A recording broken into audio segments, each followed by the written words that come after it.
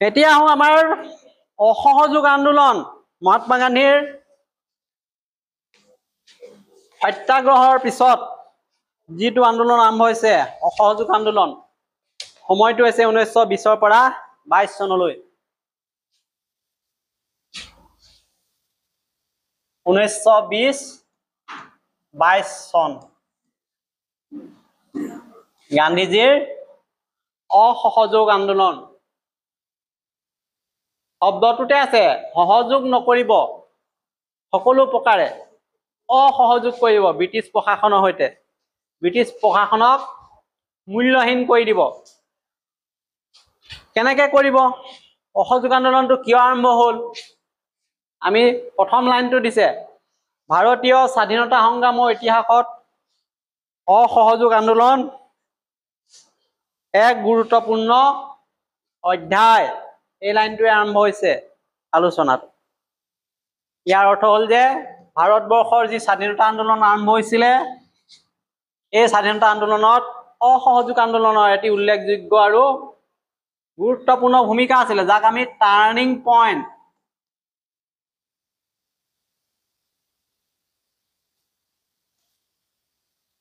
বুলি ক'ব পাৰো কাৰণ এই ব্ৰিটিছ আন্দোলনে ব্ৰিটিছ বিৰোধী যিটো গণ আন্দোলন হৈছিলে তাক এটা নতুন দিশ প্ৰদান কৰিছিলে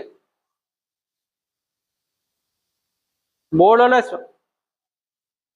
এতিয়া ভাৰতীয় জাতীয় কংগ্ৰেছৰ নেতৃত্বত এই আন্দোলন কেতিয়াৰ পৰা কেতিয়া চলিছিলে 1920 চনৰ পৰা 22 চনলৈ চলিছিল আমি কৈ আছো যে ইয়াৰ আগতে জাতীয় কংগ্ৰেছে যিটো আন্দোলন আৰম্ভ কৰিছিলে হঠাতে মুছলিম লীগৰ আত্মপ্ৰকাশ হোৱাৰ লগে লগে তাৰ যিটো ভূমিকা কিছু পৰিমাণে কমি গৈছিল কিন্তু পুনৰ আকৌ এটা পৰিৱেশ আহিলে খিলাফত আন্দোলন গান্ধীজীয়ে খিলাফত আন্দোলনৰ লগত সমৰ্থন দিয়াৰ লগে লগে হিন্দু মুছলমান এক হৈ গ'ল গতিকে এতিয়া আকৌ পুনৰ জাতীয় কংগ্ৰেছৰ ভূমিকাটো বৃদ্ধি পালে এই কাৰণে কৈছে ভাৰতীয় জাতীয় কংগ্ৰেছৰ নেতৃত্বত 1920 চনত আৰম্ভ হৈছিল আৰু 22 চনলৈকে চলি আছিল এই আন্দোলন আৰু এই সময়ছোৱাত জাতীয় কংগ্ৰেছে গণ আন্দোলনৰ নেতৃত্ব দিছিল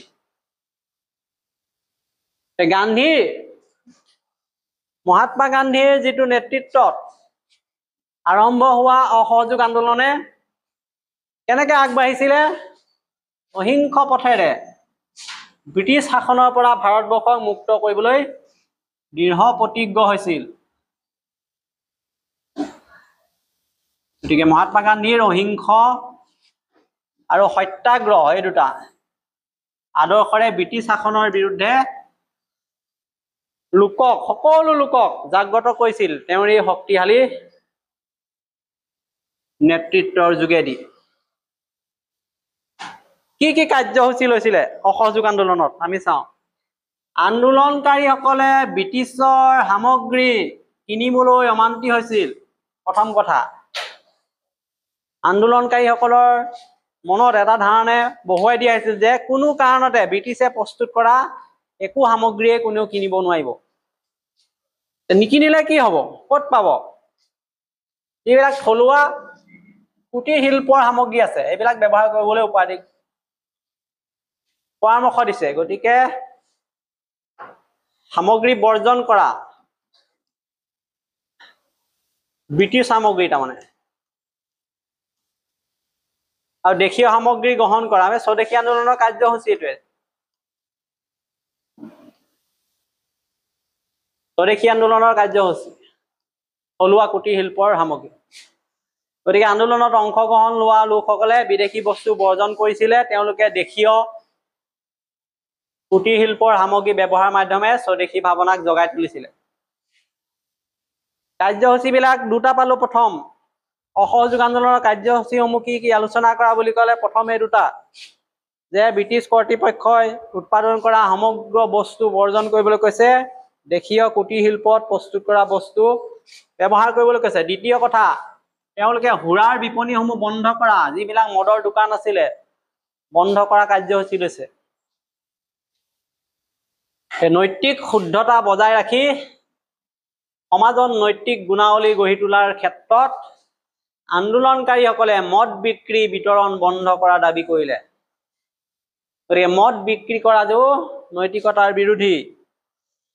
মাদক দ্ৰব্যই মানুহৰ মানসিক বিকাশত বাধা দিয়ে, বিবেক বিচলিত কৰি বেয়া দিশলৈ গতি কৰে।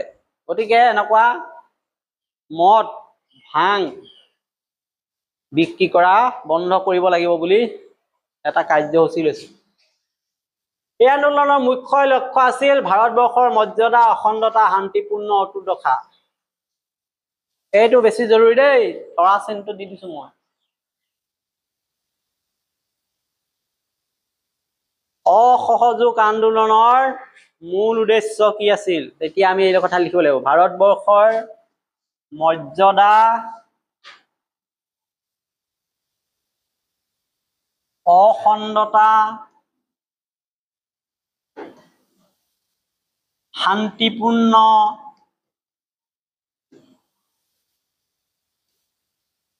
অটুট ৰখা উপায়।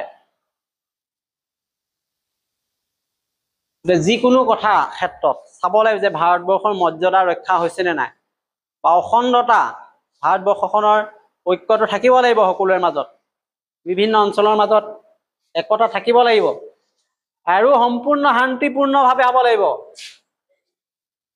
গতিকে এইকাৰণেই কৈছে আন্দোলনৰ মূল উদ্দেশ্য অহিংসা পথত দেশৰ স্বাভিমান, ঐক্য আৰু স্বাধীনতা নিশ্চিত কৰা।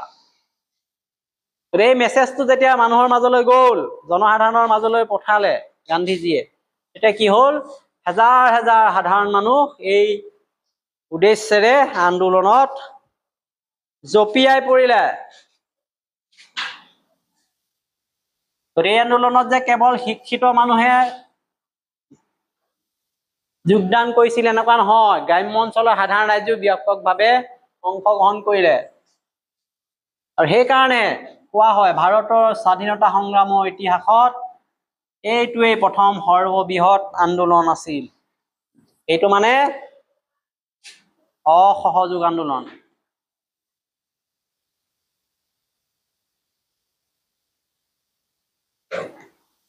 সৰ্ববৃহৎ,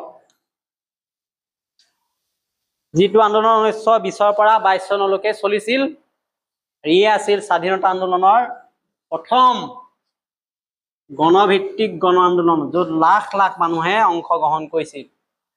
এতিয়া আমাক এইটো লাগিব,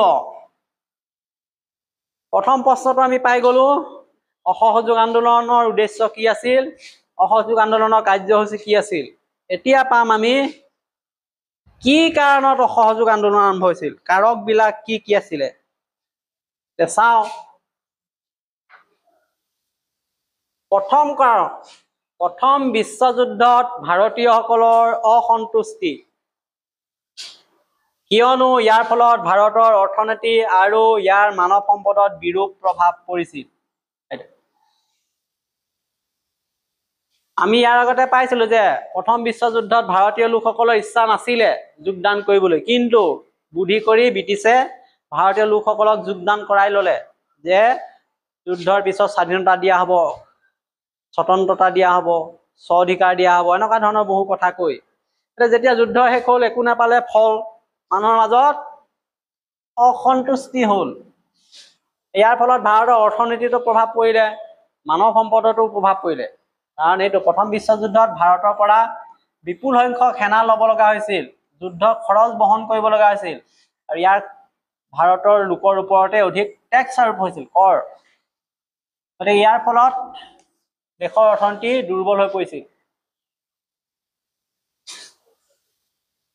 দ্বিতীয় কাৰক, 1919 চনৰ ৰাওলাট আইন আমি পাইছিলোৱে। এই ৰাওলাট আইনৰ যোগেদি কি হৈছিলে, ব্ৰিটিছৰ বৰ্ধিত দমনমূলক নীতি গ্ৰহণ। কাৰণ এই আইনে কি কৰিলে, সন্ত্ৰাসবাদৰ সন্দেহত যিকোনো লোকক 2 বছৰ বিনা বিচাৰে কাৰাগাৰত জেললৈ পঠাব পাৰিছিল, আৰু এই অধিকাৰ ব্ৰিটিছ চৰকাৰক প্ৰদান কৰিছিল। গতিকে গান্ধীৰ নেতৃত্বত ইয়াৰ বিৰুদ্ধে সৰ্বব্যাপী প্ৰতিবাদী আন্দোলন আৰম্ভ হৈছিল, আৰু সেইটো আছিলে অসহযোগ আন্দোলন। ৰাওলাট এক্টৰ কথা আমি ইতিমধ্যে পঢ়ি আহিছো, যি এক্টে মানুহৰ মৌলিক অধিকাৰ হৰণ কৰিছিলে, গণতান্ত্ৰিক মূল্যবোধৰ ওপৰত আঘাত হানিছিলে, আৰু গান্ধীৰ নেতৃত্বত সমগ্ৰ দেশজুৰি এই আইনৰ বিৰুদ্ধে এই প্ৰতিবাদী আন্দোলন আৰম্ভ হৈছিলে। দুটা পাই গলো। প্ৰথম বিশ্বযুদ্ধত ভাৰতীয় লোকৰ অসন্তুষ্টি, অৰ্থনৈতিক আৰু অন্যান্য ক্ষেত্ৰত ভাৰতীয় লোকৰ যিটো অৱদান আছিলে সেইটো অস্বীকাৰ ব্ৰিটিছৰ। দ্বিতীয়তে আমি পালো ৰাওলাট এক্টৰ প্ৰভাৱ। 3 নম্বৰ 1919 চনৰ জালিয়ানৱালাবাগৰ হত্যাকাণ্ড। গতিকে 1919 চনৰ 13 এপ্ৰিল তাৰিখে পঞ্জাৱৰ অমৃতসৰত ব্ৰিটিছ জেনেৰেল ডায়াৰে নিৰস্ত্ৰ লোকৰ ওপৰত যি গুলীচালনা কৰি শতাধিক লোকক হত্যা কৰিছিলে, জালিয়ানৱালাবাগৰ হত্যাকাণ্ড হিচাপে যিটো ইতিহাসত আছে, এই ঘটনাই ভাৰতীয় লোকক ব্ৰিটিছৰ প্ৰতি তীব্ৰ ক্ষোভৰ সৃষ্টি কৰিছিল। সেইটো এটা কাৰক। শেষত ব্ৰিটিছসকলৰ দ্বাৰা ভাৰতবৰ্ষৰ অৰ্থনৈতিক শোষণ, ভাৰতীয়সকলে এটা কথা উপলব্ধি কৰিলে যে ব্ৰিটিছে ভাৰতৰ শোষণ কৰিছে অৰ্থনৈতিকভাৱে। কেনেকৈ শোষণ কৰিছে? ব্ৰিটিছসকলে কি কৰিছে? ভাৰতৰ পৰা কেঁচা মাল, বিভিন্ন শস্য, কেঁচা সামগ্ৰী লৈ যায়। নিজৰ ফেক্টৰী আছে, উদ্যোগ আছে, তাত ব্যৱহাৰ কৰি আকৌ বস্তু আনি আমাকে বিক্ৰী কৰে।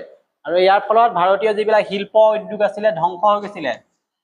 স্বদেশত উৎপন্ন সামগ্ৰী ভাৰতলৈ আমদানি কৰিছিলে, দেশৰ কুটীৰ শিল্পৰ ব্যৱসায় ক্ষতিগ্ৰস্ত হৈছিলে। আৰু এইটো আছিলে এতিয়া আমি যিটো পঢ়িলো খিলাফত আন্দোলনৰ যিটো প্ৰভাৱ, যে ভাৰতীয় মুছলমানসকলৰ দ্বাৰা আৰৱ সাম্ৰাজ্যৰ সুৰক্ষাৰ হকে আৰম্ভ হোৱা খিলাফত আন্দোলন আছিলে ইয়াৰ অন্যতম কাৰক। কাৰণ মুছলমানসকলে অটোমান সাম্ৰাজ্যৰ খলিফাক ধৰ্মীয় গুৰু হিচাপে গ্ৰহণ কৰিছিলে। প্ৰথম বিশ্বযুদ্ধত যেতিয়া তুৰ্কীসকল হাৰিলে, এই কথা পুনৰ আলোচনা আমি কৰিবলৈ প্ৰয়োজনেই নাই। ইতিমধ্যে আমি খিলাফত আন্দোলন পঢ়ি আহিলো। গতিকে সেই অসন্তুষ্টিয়েও মহাত্মা গান্ধীৰ যি অসহযোগ আন্দোলনক একগোট কৰি খিলাফত আন্দোলন একগোট হৈ কি ধৰণে আন্দোলন হৈছিল আমি পালো। গতিকে এইটো এটা কাৰক। গতিকে ইয়াত আমি সামৰণিত কি কথা ক'ব পাৰো, যে অসহযোগ আন্দোলনে ভাৰতীয় স্বাধীনতা আন্দোলনক এটা নতুন ৰূপ দিলে। গান্ধীয়ে অহিংস নীতিৰে দেশৰ ৰাজ্যক সংগঠিত কৰি দেশপ্ৰেম আৰু আত্মসমৰ্পণৰ অনুপ্ৰেৰণা দিলে, যি নেকি আমাক পৰৱৰ্তী সময়ত স্বাধীনতা আন্দোলনৰ এটা নতুন ৰূপ প্ৰদান কৰাত সহায় কৰিলে। এইডোখৰলৈকে আমি পঢ়িলো। নেক্সট পিছৰ অংশ আমি কালিলৈ আলোচনা কৰিম।